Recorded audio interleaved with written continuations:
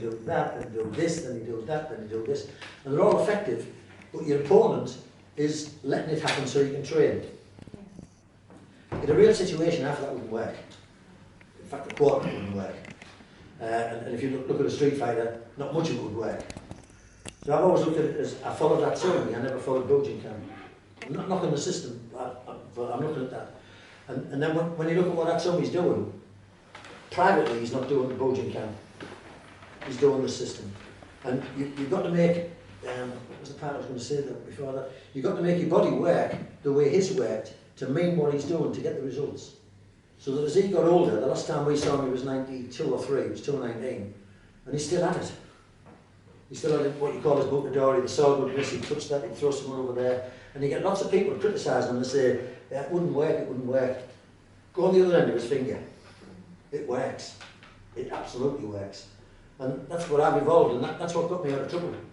Yeah. You know, my stroke was toe upwards. It was definitely, I was incapacitated. And if I didn't have my targets, I couldn't have maintained where I'm at. And I couldn't have got better from it. Where do you think you would have been without everything that your knowledge and all, everything that you've, I mean, can you even imagine? Well, I didn't realise when James said it was because he was moving out, and that was the coffee table I was going to give him and dropped. I thought it was about 6 years, it was 8 years, so it's like, crikey. Prior to that, I was running up the hills in the Gill, climbing Gill waterfalls, climbing upside down on climbing walls, targets you couldn't get near me, and all of a sudden, bang, I couldn't walk. It was weird. Yeah. And then I got to the point where I was sarcopenic, I was all locked up, I couldn't work, I couldn't lift anything in the house. A mess. A mess. And it took 2 years for my big toe and the next toe. One day I got out of the bath and Jill was in the bath and I was you know, getting dried, and I looked down at my toe and all that happened was it just went like that. My big toe just went like that. And I went, did that move? And I looked again, I tried to make it move and it wouldn't. But a week later it went like that again. I went, there's life. There's life. So I started stripping it out, doing different things, wiggling it. And it took about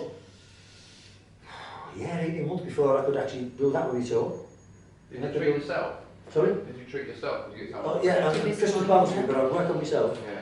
And I'd get my toe to move, then the next one would move, then the numbness went, because it was numb.